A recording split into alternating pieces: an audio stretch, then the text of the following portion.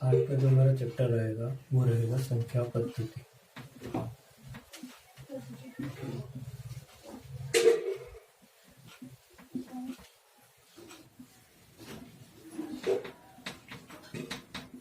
Number system, ठीक है। संख्या पद्धति चैप्टर को समझने से पहले इस शब्द का थोड़ा महत्व समझ लेते हैं। इस शब्द का महत्व क्या है? ये जो लिखा है ना संख्या, तो संख्या क्या होती है, क्या होती है संख्या क्या है? तो संख्या को समझने से पहले हमें प्रतीक चिन्हों पर ध्यान देना पड़ेगा। एक प्रतीक चिन्ह ये होता है, एक ये होता है।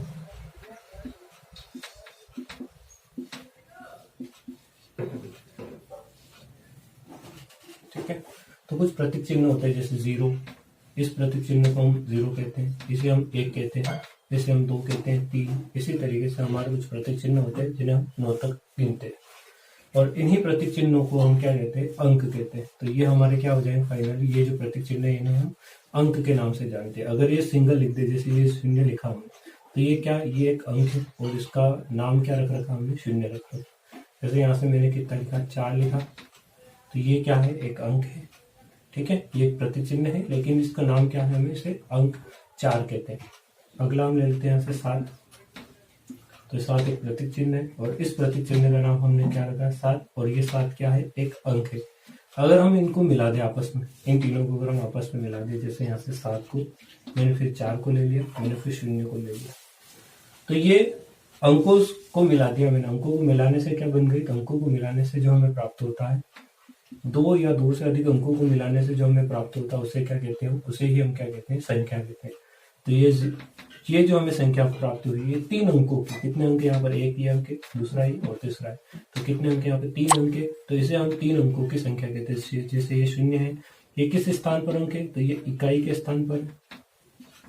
ये 4 किस स्थान पर अंक है? तो ये दहाई के स्थान पर अंक है। और ये 7 किस स्थान पर अंक है? तो ये सैकड़े के स्थान पर अंक है।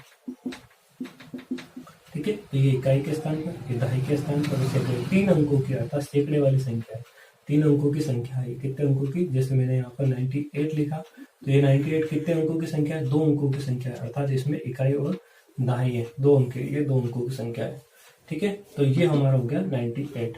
जैसे कि एग्जाम्पल के लिए हम ले लेते, ये 9, 8, 7, 5, 8, 3, 4, तो ये हमारे पास एक संख्या लिखी हुई है जो कितने अंकों से? 1, 2, 3, 4, 5, 6 अंकों की संख्या है। तो इसमें ये जो अंक है ये किस स्थान पर है? तो ये इकाई स्थान पर, ये दहाई स्थान पर, ये सैकड़े स्थान पर है।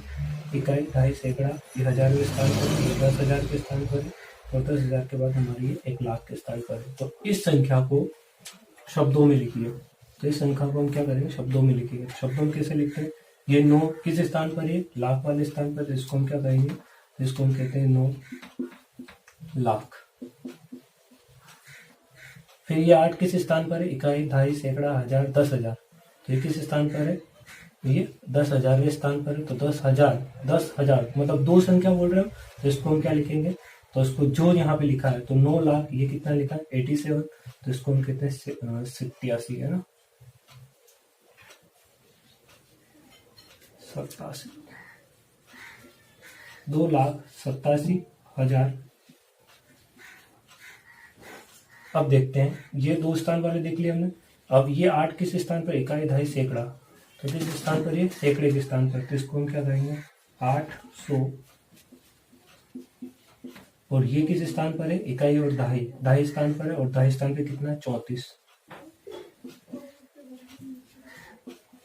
ये हमने इसको किसमें लिख दिया? तो इसको, ये अंकों में संख्या थी और ये किसमें है? तो ये शब्दों में, शब्द है, इसको हमने शब्द के अंदर लिख दिया। ठीक है, अब आगे समझते हैं इसको।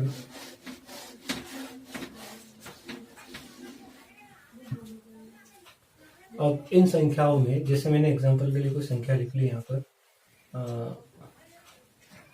9, 5, 4, 3 और ये 8। अब एक होता है जाति मान और एक होता है स्थानीय मान।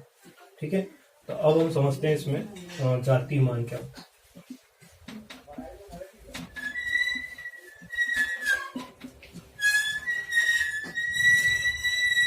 ठीक है, तो ये जाति मान क्या होता है? जैसे हमारे सामने संख्या है 9, 5, 4, 3 और 8। तो इसमें जैसे क्वेश्चन आ गया कि निम्नलिखित संख्या में 3 का जाति मान क्या है, अर्थात हमसे किसका जाति मान पूछा है? 3 का जाति मान। ये जो 3 जो है ये कौन, इसका जाति मान क्या है? तो 3 का जाति मान क्या होगा? तो याद रखना हमेशा कि जाति मान क्या होता है। तो जाति मान क्या होता है, जैसे ये 3 है तो इस 3 का जाति मान क्या है? तो 3 का जाति मान 3 ही होता है। जिस स्थान पर ये वही संख्या उसका क्या होता है? जाति मान होता है। जैसे ये 5, उसने पूछा कि 5 का जाति मान क्या होता है? तो 5 का जाति मान क्या होगा? ये 5 ही इसका 5 का जाति मान होता है। 9 का जाति मान क्या होता है? तो 9 ही इसका जाति मान होता है। तो 3 का जाति मान क्या होगा? 3 होगा। 5 का जाति मान क्या होता है? तो 5 का जाति मान क्या होगा? 5 ही होगा। 8 का जाति मान क्या होता है? तो 8 का जाति मान क्या होगा? 8 ही होगा। अर्थात इनकी हमसे जात पूछी है तो हमें जाति मान से याद के रखना। तो जाति मान क्या होता है? तो जो संख्या पूछी जाती है, जैसे ये 9, 5, 4, 3, 8 में 8 का जाति मान क्या है? 8 ही होगा। 5 का जाति मान क्या होता है? 5 ही होता है। अर्थात हम कह सकते हैं कि जाति मान वही संख्या होती है। ठीक है, अब हम सीखते हैं, ये तो हो गया हमारे जाति मान। अब जाति मान के बाद देखते हैं स्थानीय मान क्या होता है। तो स्थानीय मान क्या होता है? स्थानीय मान, जैसे एग्जाम्पल के लिए हम एक संख्या लिखते हैं। हम संख्या लिख रहे हैं ना, 5, 8, 3, 4, 5, 9। ये मैंने क्या लिखी? यहाँ पर एक संख्या लिखी। अब हमारे सामने क्वेश्चन ये है कि 5 का स्थानीय मान क्या होगा? 5 का स्थानीय मान। एक क्वेश्चन है हमारा कि 3 का स्थानीय मान क्या है? एक क्वेश्चन है कि सॉरी, यहाँ मैंने डबल लिखा है, इस संख्या को मैं एक सिंगल लिख लेता हूँ।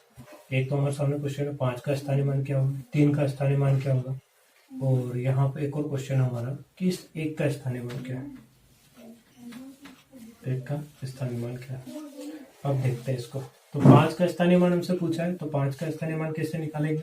तो देखो, सबसे पहले हमें चेक करना है कि 5 है कहाँ पर। तो 5 यहाँ से देखते हैं, तो ये हमारा इकाई का स्थान हो गया, ये हमारा दहाई का हो गया, ये हमारा सैकड़े का, ये 1000 के स्थान पर है, ये 10,000 के स्थान पर है, और ये लाख के स्थान पर है,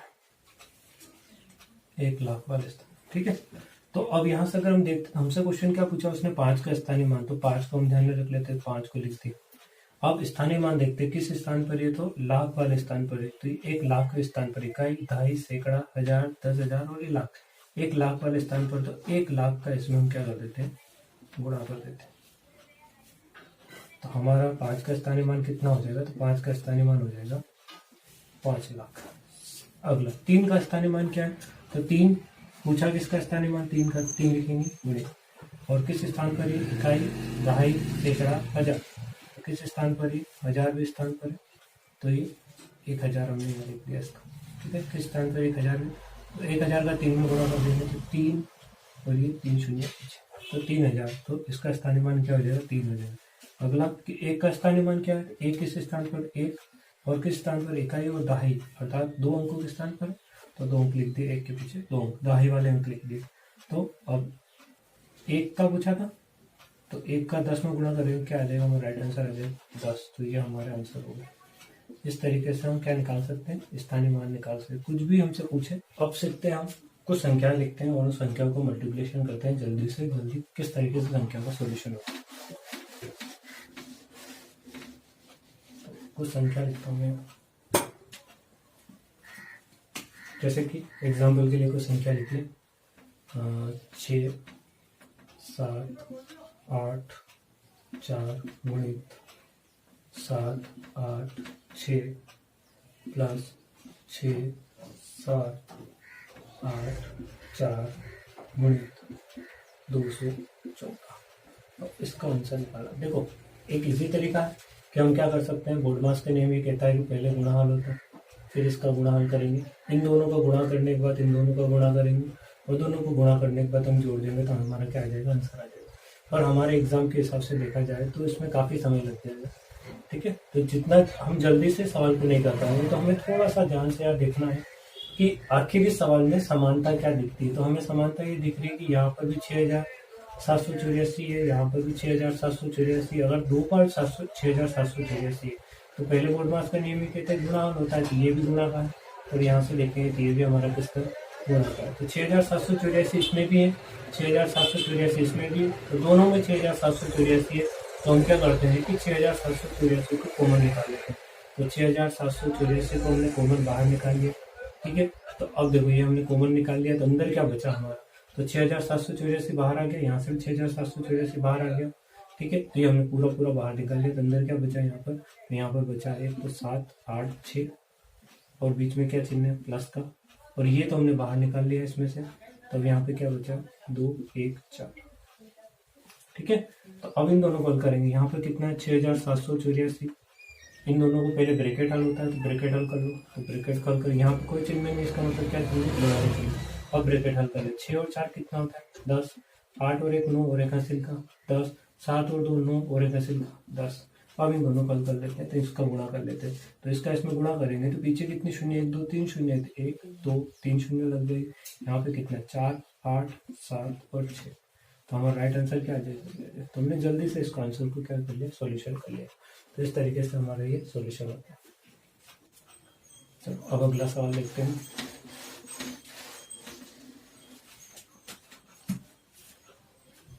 अगला क्वेश्चन हमारे सामने 1509 गुणित 1500 बराबर क्वेश्चन मार्क। तो इसको भी हम 1509 के नीचे 1500 लिखकर क्या कर सकते हैं, गुणा कर सकते हैं, पर समय काफी लग जाएगा, जिसको हम जल्दी कैसे करेंगे।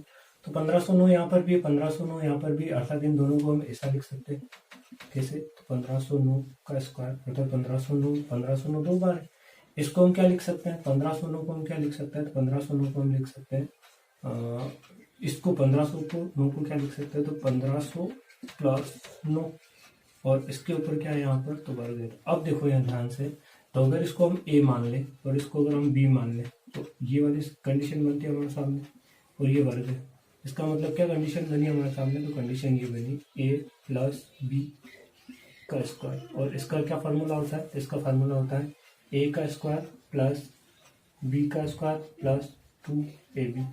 कैसे बनता है ये, तो देखो ध्यान से देखना, a प्लस बी और यहाँ पर है a प्लस बी, a का a में गुणा करेंगे क्या हो जाएगा a स्क्वायर, फिर इस a का गुणा b में करेंगे क्या हो जाएगा ए बी, फिर इस b का गुणा a में करेंगे क्या आ जाएगा बी ए, फिर इस b का गुणा b में करेंगे क्या आ जाएगा b का स्क्वायर। फिर इसको हल करेंगे तो यहाँ पर a स्क्वायर, फिर ये हो गया हमारा ए बी, इसको भी सही जमा देते हैं, पहले ए आता है फिर भी आता है, ये क्या हो गया हमारा बी स्क्वायर। अब बड़े वाले वर्ग पहले लिख लेते ए स्क्वायर, फिर बड़ा वर्ग क्या बना बी स्क्वायर, और ए बी कितना ए बी है 2 ए बी, तो बन गया ना फार्मूला, यही तो फार्मूला है, ठीक है। तो अब इसकी जगह हम इसको रख सकते हैं या इसकी जगह हम इसको रख सकते हैं। तो यहाँ पर हमारी क्या कंडीशन बनी, तो यहाँ पर हमारी क्या कंडीशन बनी, तो ए बराबर कितना है यहाँ से ए का मान, तो ये हमारा ए का मान आ गया, ए का मान कितना है हमारा 1500, और बी का मान कितना है यहाँ से, तो बी का मान कितना है यहाँ से 9।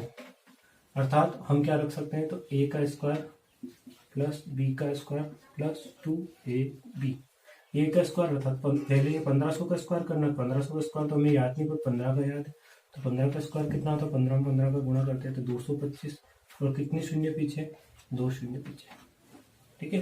तो अब देखो 15 का स्क्वायर करा हमने, तो 15 का स्क्वायर कितना आया 225 आया।